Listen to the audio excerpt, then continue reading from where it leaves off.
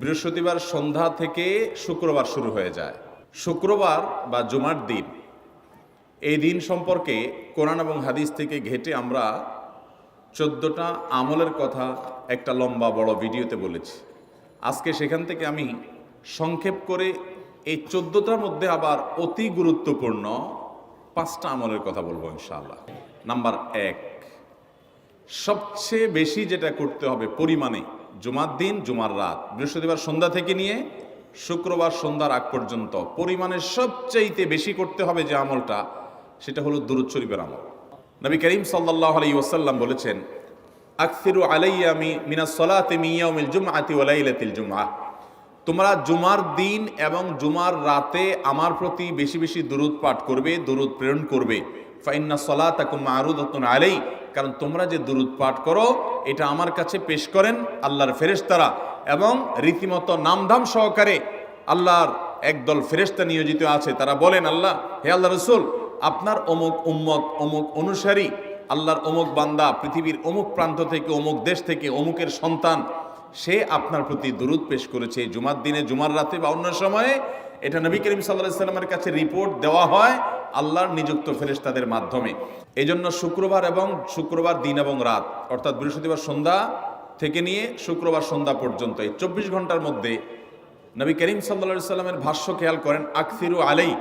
ওলামা একরাম জানেন, নবী আলাইহিস সালাম সাধারণত কোনো আমল পরিমাণে বেশি করতে বলতেন না। পরিমাণে বেশি করতে বলার মতো আমল খুব কম ইসলামে। গোটা কোরআন যদি খোলেন আপনি, পরিমাণে অধিক করতে বলা হয়েছে এরকম আমল খুব বেশি পাবেন না। তোমরা বেশি বেশি করে নামাজ পড়ো, বেশি বেশি করে রোজা রাখো, এরকম কথা কোরআন হাদিসে নাই। অবশ্যই একজন ইমানদার 5 ওয়াক্ত ফরজ নামাজের পাশাপাশি অধিক পরিমাণে নফল নামাজও পড়বেন, সেটা ভিন্ন কথা।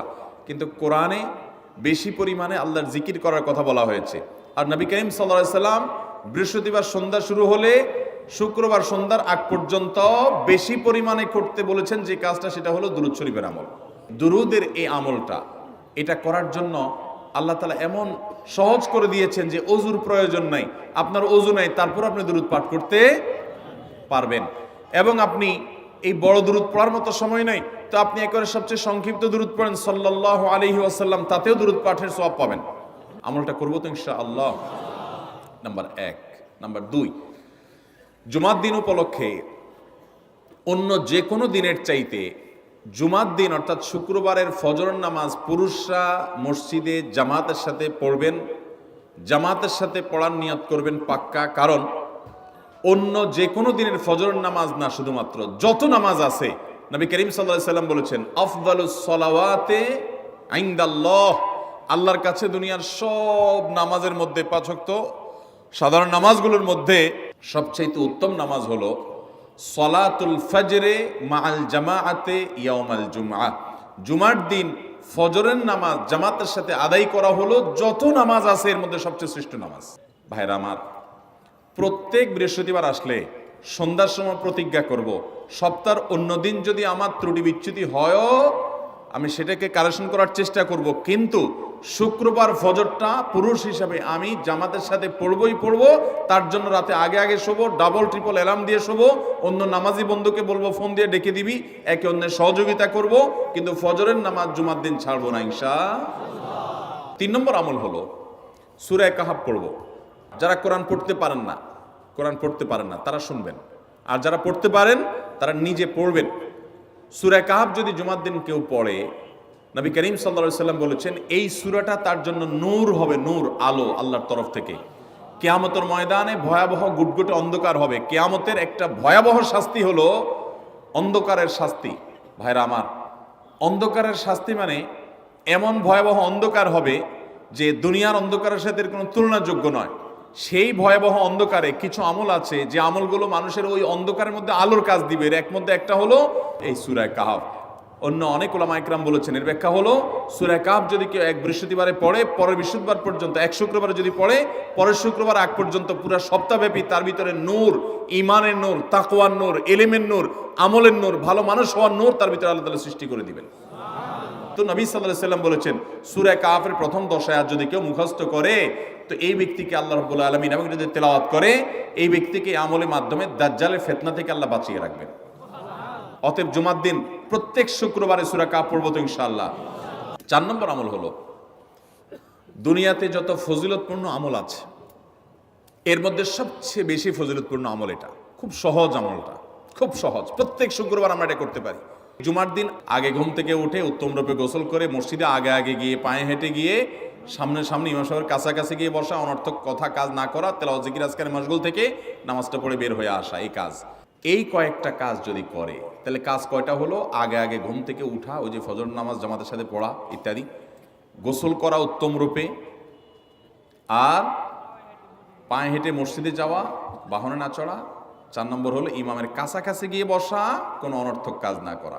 এই 4টা কাজ যদি কেউ জুমার দিনে করে, নবী করিম সাল্লাল্লাহু আলাইহি সাল্লাম বলেছেন ওই ব্যক্তি বাসা থেকে মসজিদ পর্যন্ত যে আসলো, যতগুলো পা ফেলবে, যতগুলো স্টেপ ফেলবে, যতগুলো কদম দিবে, প্রতিটা কদমের বিনিময়ে আল্লাহ রাব্বুল আলামিন তার অ্যাকাউন্টে, তার আমল নামাতে 1 বছর রাত জেগে, সারা রাত জেগে তাহাজ্জুদ নামাজ পড়লে এবং 1 বছর সারা দিন, প্রত্যেকটা দিন পুরা বছর জুড়ে নফল রোজা রাখলে যে পরিমাণ সওয়াব পাইতো, 1 বছর নফল রোজা, 1 বছর রাতভর জেগে তাহাজ্জুদের নামাজ পড়ার সওয়াব মাত্র একটা কদম ফেলার বিনিময়ে দিবেন।